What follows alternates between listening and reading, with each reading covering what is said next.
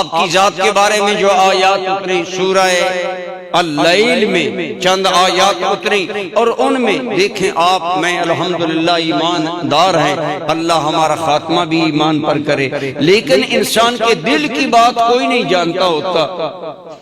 ایک آدمی عمل کرتا ہے، آپ نہیں کہہ سکتے کہ یہ عمل کرنے میں مخلص ہے، ہو سکتا ہے اس کے اندر اور چیز ہو۔ منافقین تو یہی کرتے تھے کہ ان کا ظاہر اور تھا، باطن اور تھا، لیکن سیدنا صدیق اکبر رضی اللہ تعالی عنہ کے باطن کی صفائی کی گواہی بھی اللہ نے قرآن میں عطا فرمائی۔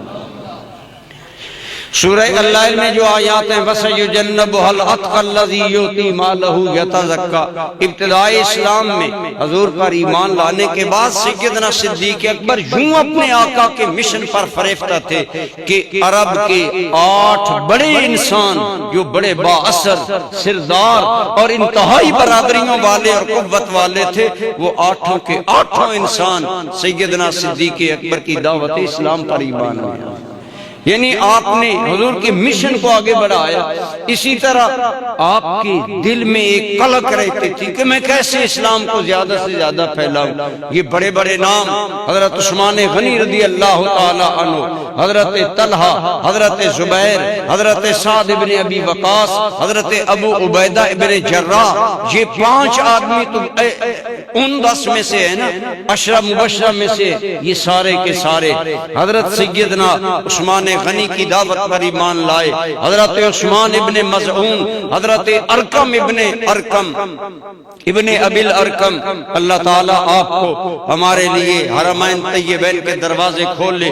اگر صفا سے مروہ جا رہے ہوں تو دائیں جانب ایک دروازہ آتا ہے، اس دروازے پر آج بھی لکھا ہوا ہے باب ارقم، یہ وہ گھر ہے، یہ وہ پہلا حضور کی تبلیغ کا مرکز ہے۔ جب کافروں نے کہا آپ باہر حرم کعبہ میں اللہ کا نام نہیں لے سکتے، تو حضرت ارقم ایمان لائے، تو انہوں نے عرض کیا یا رسول اللہ میرا گھر حاضر ہے۔ حضور دار ارقم میں جاتے، وہاں بیٹھ کر اللہ کے دین کی بند کمرے میں باتیں کرتے، تو جس گھر میں باتیں کرتے اس کا مالک بھی ایمان میں داخل ہوا، تو صدیق اکبر کی تبلیغ سے۔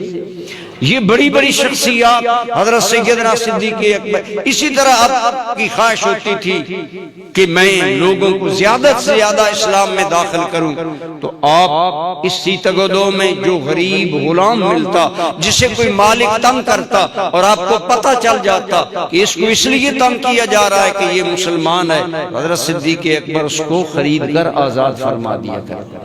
ان میں حضرت بلال، حضرت عمر ابن فہرہ اور زنیرہ نامی عورت اور بہت سے غلام۔ جب آپ نے غلاموں کو یوں خرید کر پے در پے آزاد کیا، اور بڑی بھاری رقم حضرت بلال کے آزاد کرنے پر تو بعض علماء نے لکھا کہ تقریباً نصف کلو کے قریب سونا آپ کو دینا پڑا، اتنی بڑی بھاری قیمت۔ لوگوں نے کہا یہ جن لوگوں کو ابو بکر آزاد کر رہا ہے، ان کے جاہلیت میں ابو بکر پر کوئی احسان ہوں گے، ابو بکر ان کا بدلہ دے رہا ہے۔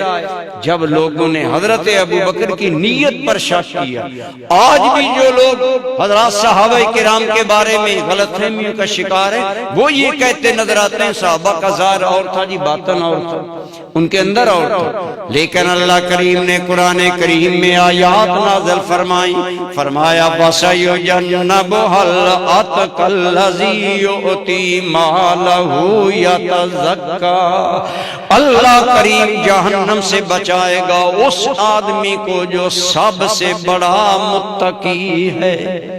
سب سے پہلی بات یہ آیات شیعہ اور سنی تمام مفسرین کے نزدیک یہ آیات حضرت صدیق اکبر کے بارے میں نازل ہوئی، اور اس وقت نازل ہوئی جب آپ کی نیت پر شک کیا گیا، تو اللہ تعالیٰ نے اس ان آیات میں حضرت صدیق اکبر کی عظمت کو بیان کیا۔ فرمایا یوتی مالہ یتزکا، وہ تو اپنا مال اللہ کے نام پر دے رہا ہے تاکہ اس کا نفس پاک ہو جائے۔ مال دینے سے یاد رکھیں انسان کا نفس بخل، ہرس، لالچ، دنیا کی محبت سے پاک ہو جاتا ہے۔ اسی لیے صوفیاء فرماتے ہیں بعض روحانی مدارج صرف اور صرف اللہ کے نام پر کچھ خرچ کرنے سے طے ہوتے ہیں۔ عبادات کا اپنا مقام ہے، لیکن جب بندہ اپنے پیارے مال کو اللہ کے نام پر دیتا ہے اس سے بعض خاص مقامات انسان کو ملتے ہیں۔ اور حضرت صدیق اکبر اس سلسلہ میں بھی سب سے آگے تھے، سب سے فائق تھے، تو اللہ کریم نے فرمایا یہ لوگ غلط کہتے ہیں وَمَا لِأَحَدٍ عِندَهُ مِن نِعْمَةٍ تُجْزَىٰ، اس پر کسی کا کوئی احسان نہیں جس کا یہ بدلہ دے رہا ہو، بلکہ کیوں اتنا بڑا مال خرچ کر رہا ہے؟ فرمایا إِلَّا ابْتِغَاءَ وَجْهِ رَبِّهِ الْأَعْلَىٰ، یہ تو اتنا مال خرچ کر رہا ہے اپنے اعلیٰ رب کو راضی کرنے کے لیے۔ تو گویا اللہ کریم نے حضرت سیدنا صدیق اکبر کی نیت کی صفائی کو بیان کیا، دل کی صفائی کو بیان کیا کہ ابو بکر جو کر رہا ہے، مال خرچ کر رہا ہے، یہ اللہ کی رضا کے لیے کر رہا ہے۔ تو اس طرح اللہ تعالیٰ نے یہ آیات سیدنا صدیق اکبر رضی اللہ تعالیٰ عنہ کی شان میں نازل کی۔ اسی طرح ان آیات میں آپ دیکھیں 12 قرآن کریم میں آتا ہے اللہ کی عبادت کرو تاکہ متقی بن جاؤ۔ یا ایھا الناس اعبدوا ربکم الذی خلقکم والذین من قبلکم لعلکم تتقون، لوگو اللہ کی بندگی کرو تاکہ تم متقی بن جاؤ۔ فرمایا روزے رکھو، تم پر روزے فرض کیے گئے، کتب علیکم الصیام کما کتب علی الذین من قبلکم لعلکم تتقون، تاکہ تم متقی بن جاؤ۔ ہمیں عبادات کرا کے متقی بنانے کے لیے اللہ تعالیٰ نے عبادات عطا کی، لیکن جن بڑا متقی ہونے کا اعزاز قرآن کے ان آیات میں عطا کیا گیا وہ سیدنا صدیق اکبر کی ذات ہے۔